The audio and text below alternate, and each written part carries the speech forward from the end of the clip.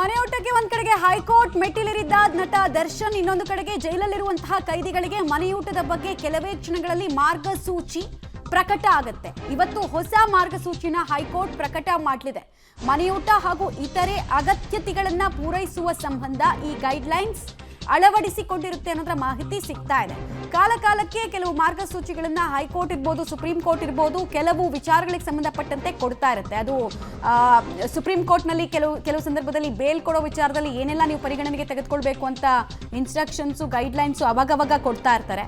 ಈಗ ಹೈಕೋರ್ಟ್ನಿಂದ ಮಾರ್ಗಸೂಚಿ, ಮನೆಯೂಟ ಸೇರಿದಂತೆ ಅಗತ್ಯ ವಸ್ತುಗಳ ಕುರಿತಂತೆ ಮಾರ್ಗಸೂಚಿ ಪ್ರಕಟ ಆಗ್ಲಿಕ್ಕಿದೆ ಕೆಲವೇ ಕ್ಷಣಗಳು. ಡೀಟೇಲ್ಸ್ ಕೊಡ್ತಾರೆ ನರಸಿಂಹಮೂರ್ತಿ. ಈಗ ಈ ಗೈಡ್ಲೈನ್ಸ್ ಇಂದ ಏನು ಎಕ್ಸ್ಪೆಕ್ಟೇಷನ್ ಇಟ್ಕೊಳ್ಬಹುದು? ಕಾಲಕಾಲಕ್ಕೆ ನಾವು ನೋಡ್ತಾ ಇರ್ತೀವಿ, ಬೇಲ್ ವಿಚಾರದಲ್ಲಿ ಇರ್ಬೋದು ಅಥವಾ ಮೂಲಭೂತ ಹಕ್ಕುಗಳ ವಿಚಾರದಲ್ಲಿ ಸುಪ್ರೀಂ ಕೋರ್ಟು ಗೈಡ್ಲೈನ್ಸ್ ಅನ್ನು ಕೊಡ್ತಾ ಇರುತ್ತೆ, ಇನ್ಸ್ಟ್ರಕ್ಷನ್ ಕೊಡ್ತಾ ಇರುತ್ತೆ. ಈಗ ಹೈಕೋರ್ಟ್ನ ಸರದಿ ಏನನ್ನ ಎಕ್ಸ್ಪೆಕ್ಟ್ ಮಾಡ್ಬೋದು? 9ನೇ ತಾರೀಕು ದರ್ಶನ್ ರವರ ಮನೆ ಊಟದ ವಿಚಾರ ಹೈಕೋರ್ಟ್ನ ನ್ಯಾಯಮೂರ್ತಿಗಳಾದಂತಹ ನಾಗಪ್ರಸನ್ನ ಅವರ ಬೆಂಚ್ನಲ್ಲೇ ವಿಚಾರಣೆಗೆ ಬಂದಂತಹ ಸಂದರ್ಭದಲ್ಲಿ ದರ್ಶನ್ ಪರ ವಕೀಲರು, ಹಿರಿಯ ವಕೀಲರು ಪ್ರಭುಲಿಂಗ ನಾವಡಗಿ ಅವರು ಈಗಾಗಲೇ ದರ್ಶನ್ ರನ್ನ ಪರಪನಾಗ್ರಹಾರದಿಂದ ಬಳ್ಳಾರಿಗೆ ಸ್ಥಳಾಂತರ ಮಾಡಲಾಗಿದೆ.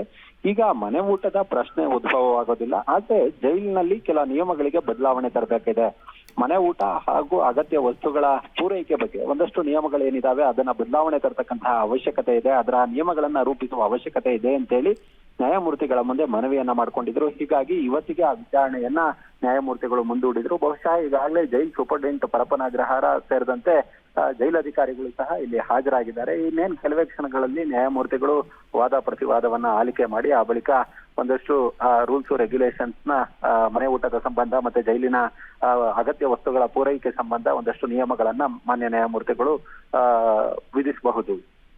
ಜೈಲಧಿಕಾರಿಗಳಿಂದ ಈ ವಿಚಾರಕ್ಕೆ ಕುರಿತಂತೆ ಮಾಹಿತಿ ರಿಪೋರ್ಟ್ ಅನ್ನ ಕೂಡ ತರಿಸ್ಕೊಂಡಿದ್ರಾ? ಇದ್ರಲ್ಲಿ ನಾನು ಮಾರ್ಗಸೂಚಿಯನ್ನ ಬಿಡುಗಡೆ ಮಾಡ್ತೀನಿ ಅಂತ ಜಡ್ಜ್ ಏನಾದ್ರು ಹೇಳಿದ್ರ ಬಗ್ಗೆ ಮಾಹಿತಿ ಇದೆಯಾ?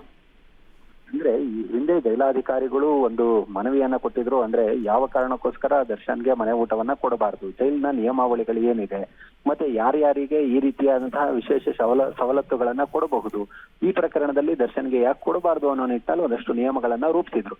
ಇದೀಗ ನ್ಯಾಯಾಂಗ ಬಂಧನದಲ್ಲಿರುವ ವ್ಯಕ್ತಿಗಳಿಗೆ ಅಗತ್ಯ ವಸ್ತುಗಳು, ಅದ್ರ ಜೊತೆಗೆ ಮನೆ ಊಟ, ಈ ತರಹದ್ದನ್ನ ಯಾರಿಗೆ ಕೊಡಬೇಕು ಅನ್ನೋದ್ರ ಬಗ್ಗೆ ಬಹುಶಃ ಇವತ್ತು ನ್ಯಾಯಮೂರ್ತಿಗಳು ಆ ಒಂದು ಆದೇಶವನ್ನ ಹೊರಡಿಸ್ತಕ್ಕಂತಹ ಸಾಧ್ಯತೆ ಇದೆ. ಇದೇ ವಿಚಾರವಾಗಿ ಪರಪನಾಗ್ರಹಾರ ಜೈಲಾಧಿಕಾರಿಗಳು ಹಳೆಯ ಮ್ಯಾನ್ಯುಯಲ್ ಏನಿದೆ ಮತ್ತೆ ಹಳೆಯ ನಿಯಮಗಳೇನಿದ್ದಾವೆ ಅವುಗಳನ್ನ ತೆಗೆದುಕೊಂಡು ಇದೀಗ ಕೋರ್ಟ್ಗೆ ಬಂದಿದ್ದಾರೆ. ಇನ್ನೇನು ಕೆಲವೇ ಕ್ಷಣಗಳಲ್ಲಿ ಅರ್ಜಿಯ ವಿಚಾರಣೆ ಆರಂಭವಾಗಬಹುದು.